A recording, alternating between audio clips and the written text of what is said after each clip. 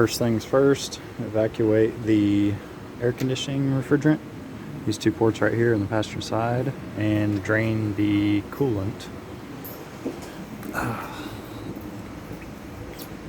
The fitting is right up under the passenger side. You can kind of see it right there behind the line. Now that we've got the coolant drained, we can go ahead and unhook the mass airflow sensor, unhook the spring clip that's on this coolant hose right here, pull that coolant hose off, and then there are a couple bolts over here for the air box. Then we're going to take this worm gear clamp off and remove the air box and the coolant expansion tank. Now that we have the air box out of here, you can kind of see a little bit more of what we've got to take apart. The air box sits on these little rubber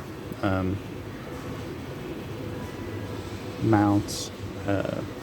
Just kind of pull it straight up out of there and it pops up off them. Now we want to remove the lower radiator hose. It has another one of the spring clamps, much like what that little guy had on it. Get the radiator hose off there, and then you also have to disconnect the plug here on the ABS controller. It just has a little push pin, and then the gray piece that you see slides up and it slides off. Now that we have the lower radiator hose and the ABS connector unhooked, we can move back a little bit here.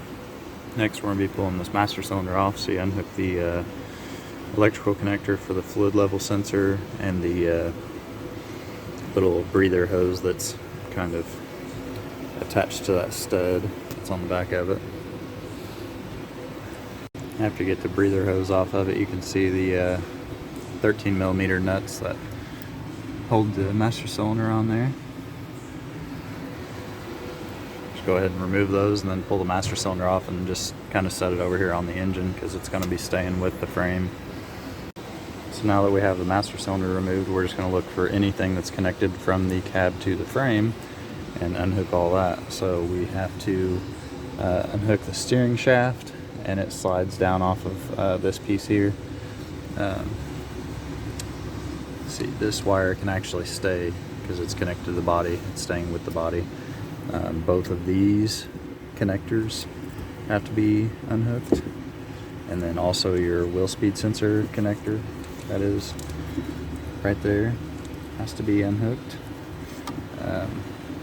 and your vacuum line that goes to your integrated wheel ends for four-wheel drive. I always just pull it off here and lay it over the engine as well. And then, oh yeah, this vacuum line right here going to the brake booster, you can just pull it apart right there. And this will stay with the engine, and this side will stay with the body. And this is what it'll look like when it's ready to pull. See how I've got all the wiring and stuff just kind of set over here on the engine. That's going to stay with the frame and engine. And everything that's going to stay with the body is set over here on the side with the body.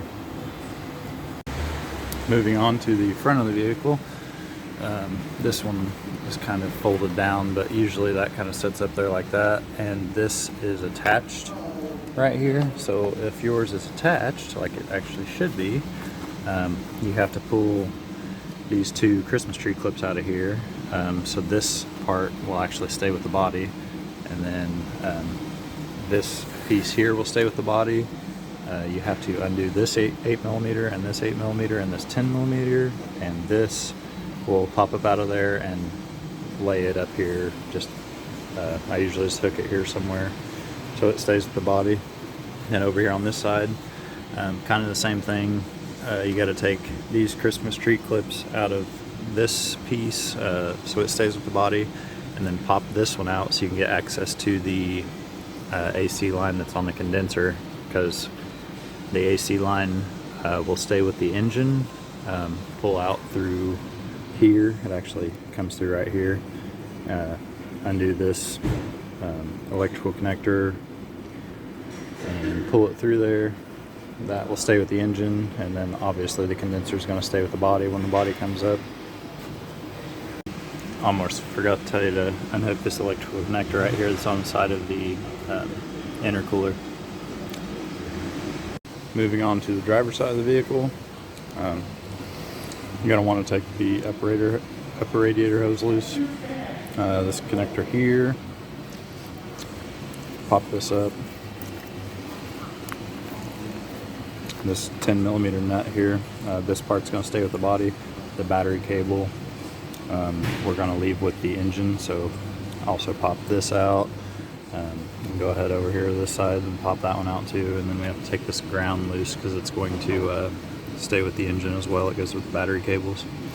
And then there's also a electrical connector down here on the side of the battery box. Disconnect it, and this is the other AC line you have to disconnect.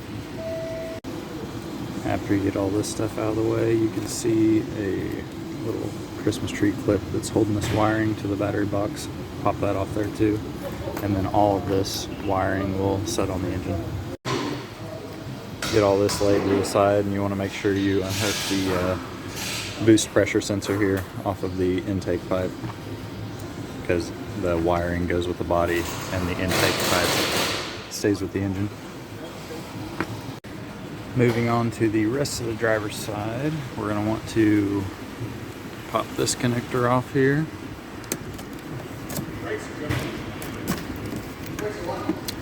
This connector here, and those are going to lay over here on the engine. Don't forget this wheel speed sensor, and then also we have to pop the heater core lines off. There are little quick connects there. Kind of got to wiggle them around a little bit to get them popped off there. And then also this ground strap is going to stay with the engine. Now that we're done under the hood, we need to raise the vehicle so we can get to the cab bolts. You can see one right here. That's the front one. You usually have to torch the front two out. Behind this rubberized cover here, there's a couple transmission cooler lines that you have to take loose. The shifter cable, you have to pop it off here, and there's a little quick connect button inside there that you gotta press in and pop it out of there. And then on the passenger side, there's a ground strap that connects the body to the frame. You have to take that out. On these body mounts, I always take these two 15mm nuts out as opposed to the one in the center. If you take those two out, this whole mount just actually goes up with it.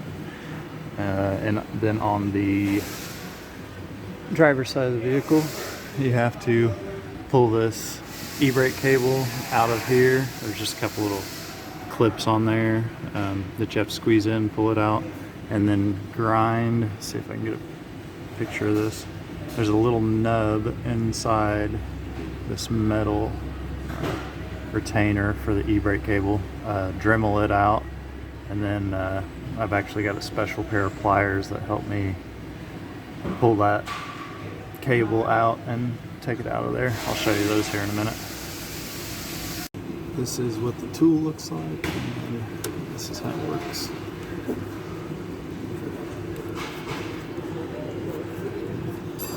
Just like that. And these are the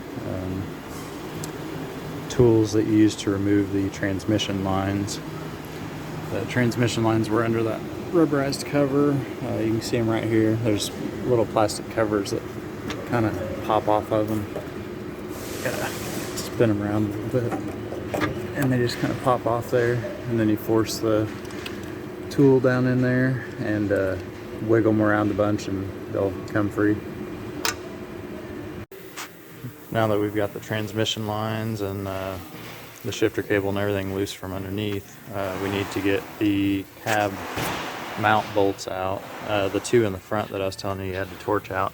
You can actually see from up here, the cage nut is down in that little hole beside the radiator, and the other one's on the same side over here.